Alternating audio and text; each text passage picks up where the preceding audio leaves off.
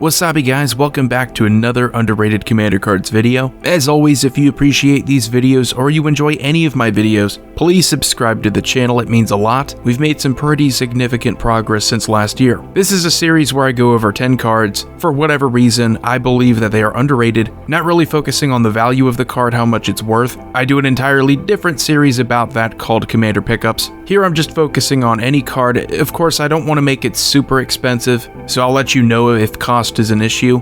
And the first one we're going to be talking about is Death Render. Now this is sort of old school for Commander. Back when you had other options like Mael the Anima and cheating creatures into play was the big thing back in 2011, 2012. Commander strategies have become a bit more complex. You need an engine that provides you with consistent card draw and consistent mana production. That's how you get ahead these days, and unfortunately Death Render in the act of cheating a creature into play, it's still cool, but it goes back to with older commanders that used to see a lot more play like Mael. The reason they don't anymore is because you need something more than just cheating a creature into play. The card itself though is great because it's not your commander. This could be one of several equipments that you throw into a deck, but I like this more if your strategy is more aristocrat heavy, so it's a lot more than just simply the act of cheating a creature into play that you care about. It's that you are consistently sacrificing creatures on your own terms. That way you're able to really abuse Death Render. As far as the cost goes, it's 4 mana, which is maybe a bit too expensive for an upper tier equipment. Skull Clamp, of course, is something I would consider to be way better than this, but for an equip cost of 2, I think that is fair if this is something that sits out on the field for a while. It does also give the creature +2/+2, so that might matter, but if your deck happens to be the kind where you can reliably draw into other creatures that you will sacrifice, then I think Death Render is fantastic. Then next up we have a card that is incredible, but I don't think sees nearly as much play as it should. Angel of the Dire Hour. I know I've talked about this card before, it's still fantastic. I think any flash creature that can protect you and save your game is worth considering. She is an angel, which might be a bit of a distraction. I know people have this weird thing where they only want to play angels and angel decks, but you can also throw them into good control decks because this is a pretty good control ability. It enters the battlefield. If you cast it from your hand, you exile all attacking creatures. If there's a downside to this at all, it's that this is a trigger depending on if you cast her, so it's pretty much a one-time use in blank decks. I like this though. There are people who swear by Settle the Wreckage in this format, and that is a great 4 mana instant.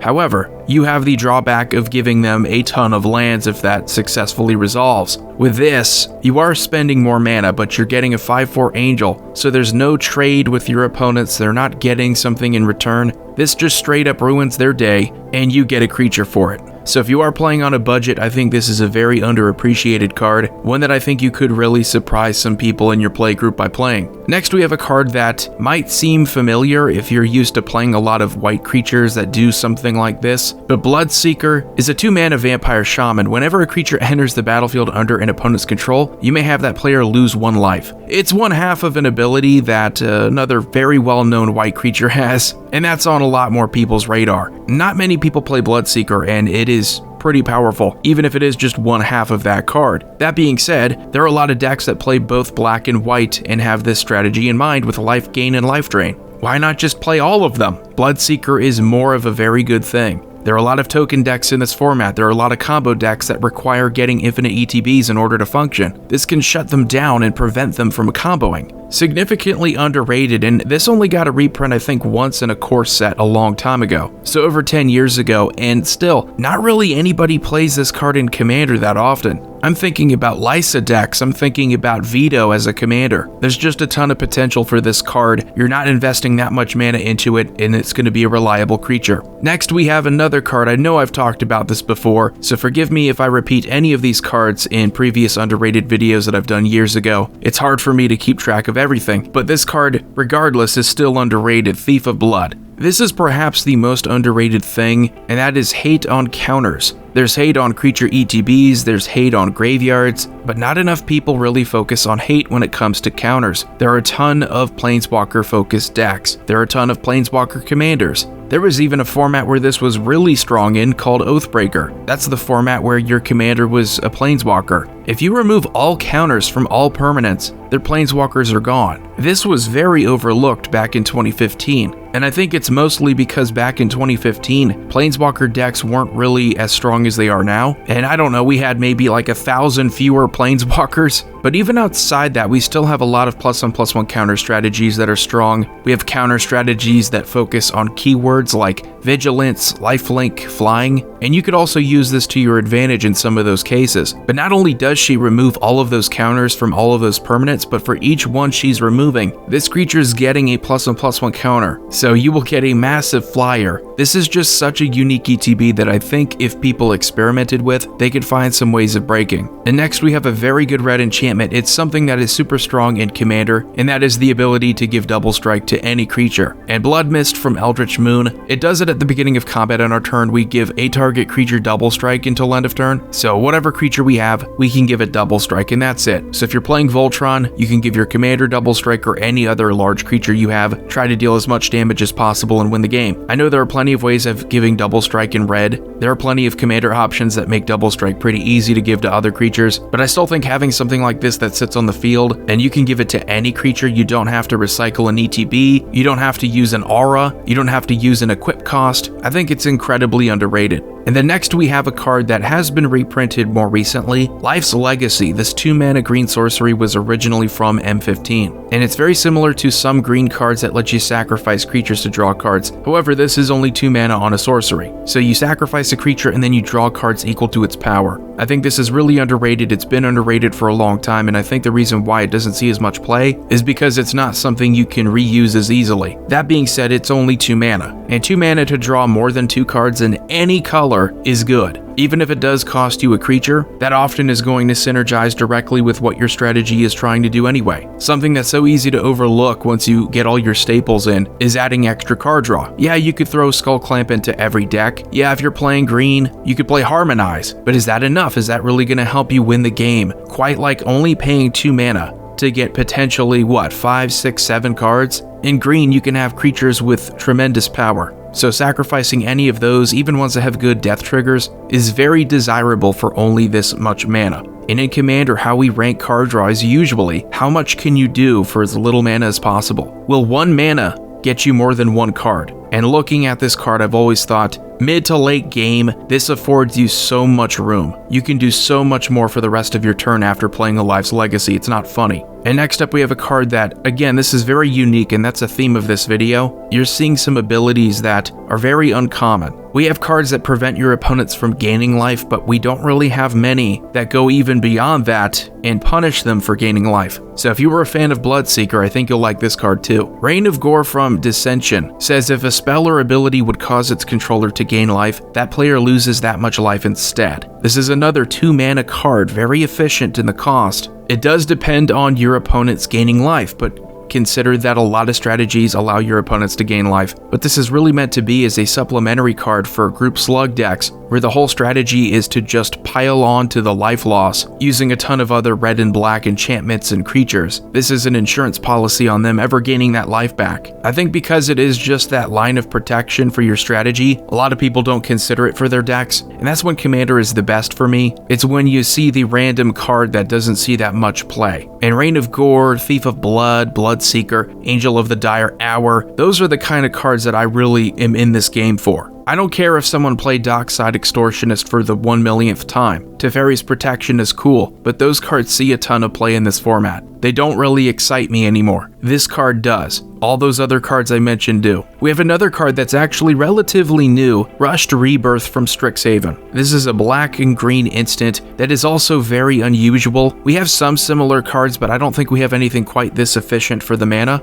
You choose target creature. When that creature dies this turn, search your library for a creature card with lesser mana value and put it onto the battlefield tapped. What's really good about this is that it's not exactly what you think initially, in that you're going to use it to take advantage of when your creatures are dying. You could do that, but keep in mind it says choose target creature, so it could be your opponent's as well. If there's a board wipe, which you know there are a ton in Commander, you choose whatever creature has the highest mana value, and you can get pretty much whatever creature you want from your deck straight onto the battlefield for only 2 mana. We talked about Angel of the Dire Hour being a way to save the day. Rushed Rebirth is similarly a way that you can save your game after a devastating board wipe, which in black and green, I know board wipes aren't going to be that devastating, but you know what I mean. Advancing your own strategy is what makes a commander deck stronger, and this is one of those cards that doesn't see as much play, but it's just like with Life's Legacy, it's another green card that's only 2 mana. You're taking advantage of a larger creature and gaining something out of it. You get to lower your mana curve with this cheap instant, and the power you get from it is substantial. Next we have Deathbringer Liege. Now this has been more expensive in the past, but since it's been reprinted, it's now down around $4 to $5. It's like the other lieges, it gives one color creatures +1/+1, gives the other color creatures +1/+1. This time it's white and black. But the triggered abilities I think are incredible. Whenever you play a white spell, you may tap target creature. Whenever you play a black spell, you may destroy target creature if it's tapped.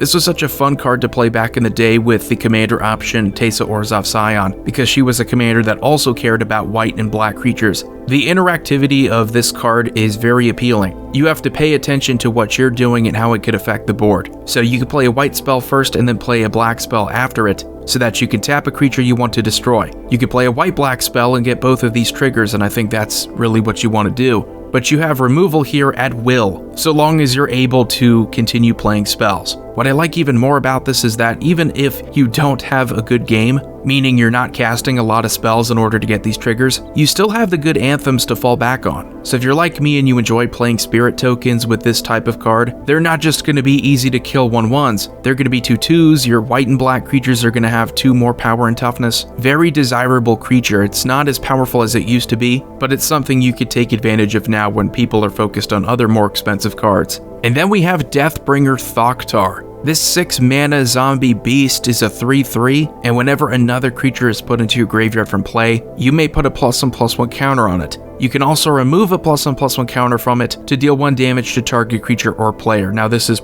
errata to be any target. You don't even need to focus that much on the +1/+1 counter strategy, and it's still going to be incredibly strong. In fact, I think that may be where it is strongest if you have a reliable way of continuously sacrificing creatures. So it does fit into more of an aristocrat strategy, even though if you primarily focus on the way of getting more counters, you could end up dealing more damage. I talked about insurance policies with Reign of Gore, how that's great to supplement other strategies. Deathbringer Thoktar is all insurance. You just save up during the entire game, get all these +1/+1 counters, and if someone does something you don't like, you can unleash it on them. I've won games with Deathbringer Thoktar. Granted, it is usually in tandem with other things like Blood Artist and Zulaport Cutthroat, but the fact that you have another card like a Blood Artist, but you don't have to decide then and there how you distribute your damage, gives you more flexibility later on in the game when you draw into something that might amplify it. That's what I really love about Deathbringer Thoktar, is that it gives you more freedom. You are spending more mana than what you would typically want for that type of ability, but what you're getting out of it is a creature that can make itself even larger,